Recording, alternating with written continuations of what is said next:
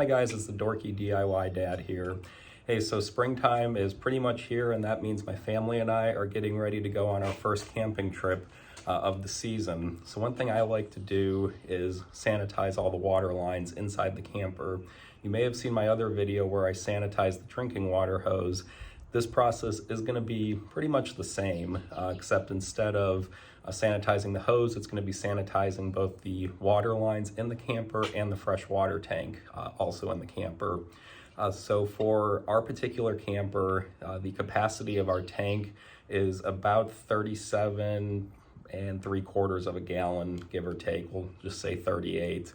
So the way I was able to determine that was on the side of our camper, there's actually a capacity listing, and that's for the total mass of the water, which in our case is 143 kilograms. So 2.2 pounds in a gallon and 8.34 pounds in 1 gallon of water gets you roughly 37.7 gallons.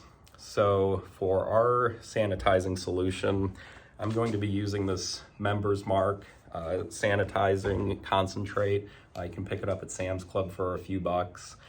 In my particular case, it is 1 ounce of sanitizing solution to 1 gallon of water. So for this particular application, I'm going to be using about 38 ounces of the sanitizing solution. And per the instructions, the sanitizer plus the sanitizer solution has to be in contact with the surface for a minimum of 1 minute. I'm going to let it go a little bit longer since we do drink this water. I'm going to probably go closer to 10-15 minutes. Now you may be wondering, how do I know when I have getting close to 38 gallons? Well, there are two ways to do that. One, you could wait for the tank to start overflowing, which is pretty obvious. The second one is you can get this type of flow meter, and I'll have a link to it on the page below. The reason I like the flow meter is, so I actually put in about 35 gallons of just plain water to begin with.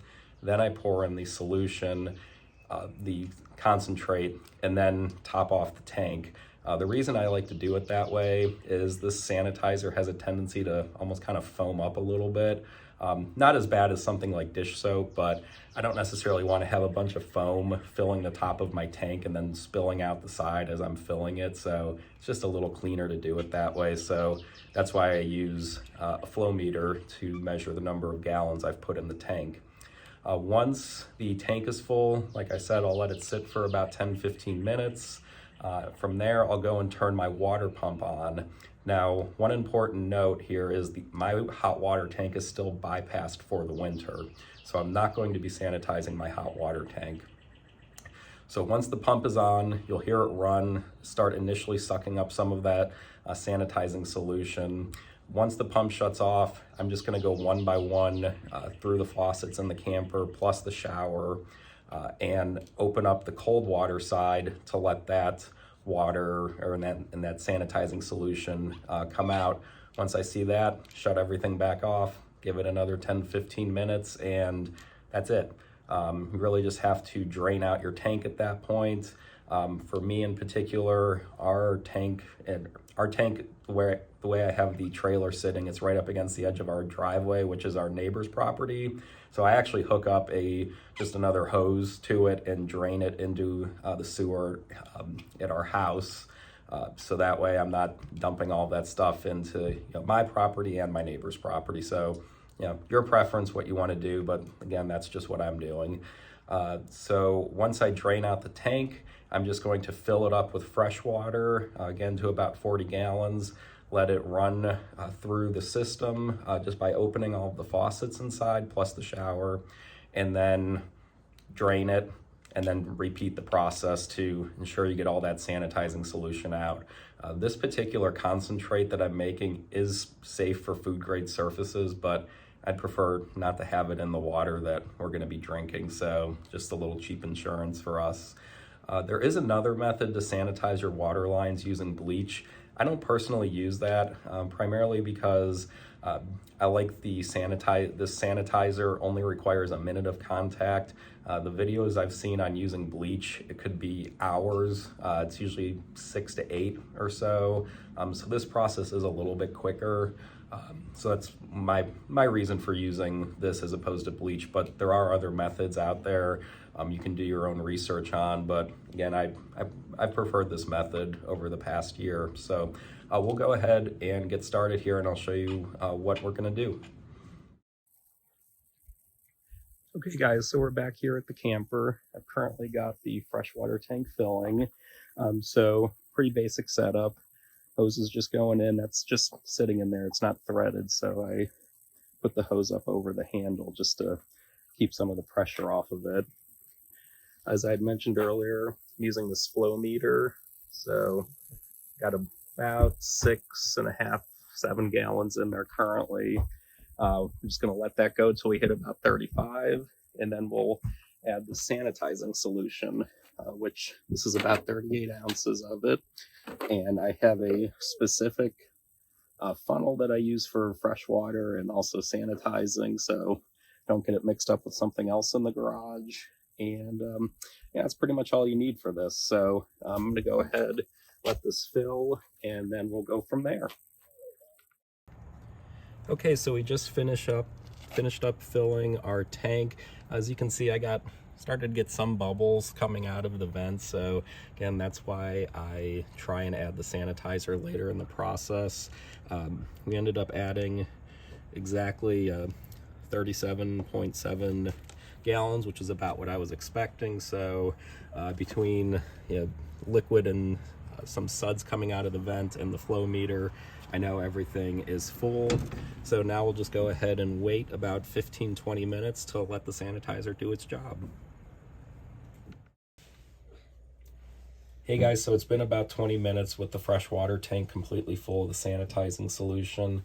Your next step now is just to go around the camper, open each of your cold water faucets, and let that sanitizing solution run through the line. One thing to note with this particular setup is my camper is still winterized. I had used a pink RV Safe antifreeze. My sanitizing solution also happens to be pink, so if you're in the same situation as me, you'll just need to be mindful of the antifreeze coming out of your faucet and not shut the faucet off too early thinking you have sanitizing solution. So for my sanitizer, it does have a slightly sweeter smell, so it is possible to tell the difference, but again, just tip to be mindful of that if you're following this process. So we'll go ahead and turn this on. So you can see that's definitely antifreeze. And now I had said that my sanitizer's just pinker in color. I guess it's a little clearer, maybe so I kind of lucked out there. But again, this isn't a very big camper, so you can kind of see it sudsing up a little bit. So I'm pretty confident that is sanitizer at this point. So we'll just go ahead and shut that off and move around the camper, just doing the same process, and then we'll let it sit for another 20 minutes. One note on the 20 minutes, again, the sanitizing solution just says a minimum of 60 seconds. I just chose 20 minutes, that's my preference. Again, you're welcome to adjust that time however you want. Just was a convenient time to pick. So I'm going to work my way around the camper and just follow the same process. Okay guys, one other thing too to keep in mind is if you have some type of outdoor shower like we do, or maybe just an outdoor spigot, make sure you run some sanitizing solution through there as well. Another thing that you can kind of tell I'm doing is I'm actually de-winterizing my camper, at least the water lines. So I've got my low point drains right here. And although I'm not really concerned about sanitizing these, I would like to get all of the RV antifreeze out of these lines as well, just so there's not a potential for it to mix with drinking water. So because I don't have water shutoffs out here, I actually went ahead and shut off my water pump and just opened the faucet inside to depressurize the water line. And then I'm now going to open this cap and hopefully not get sprayed with too much here. There's actually already some water coming through, so looks like a lot of the antifreeze got out of there already, so I guess that's a good thing. So What I'm going to do right now is go back in, turn on my water pump, and let it run for a few seconds to push anything else through there. Again, mostly the antifreeze. And then we'll come back out. I'm going to show you one other thing I'm doing, and then we'll wrap up. Okay guys, so one last thing I want to sanitize here is actually the water line going into the camper. Everything we've done up to this point has been from the fresh water tank within the camper, but as far as the line coming from the outside of the camper and going into all the fixtures, haven't actually done anything yet with that. So there's really not a great way to do this, at least not one I figured out yet. So all I did here was poured in about a ½ ounce or so of just pure sanitizer concentrate into the hose. I'm going to open the hose or turn the hose on for a couple seconds, let that water mix with the sanitizing solution, and then turn the hose right back off. Again, let it sit for 20 minutes and then flush everything out with fresh water. And that'll take care of this one last section of pipe inside the camper. Another thing you might want to consider while you're sanitizing your cold water lines is to sanitize your hot water lines at the same time. The process is the same, you just run the sanitizing solution through the hot side. The one thing you want to make sure you do though is bypass your hot water tank. Since my camper is still winterized, my hot water tank is bypassed, so I am going to do this. You don't want to get the sanitizing solution inside your hot water tank. Some of the articles I've read and videos I've seen for people that use the bleach method, they've all stated that they don't get the bleach inside their hot water tank, and that's to prevent additional corrosion that the bleach can cause. I'm not entirely sure if the sanitizing solution would cause additional corrosion beyond what's normal in the tank.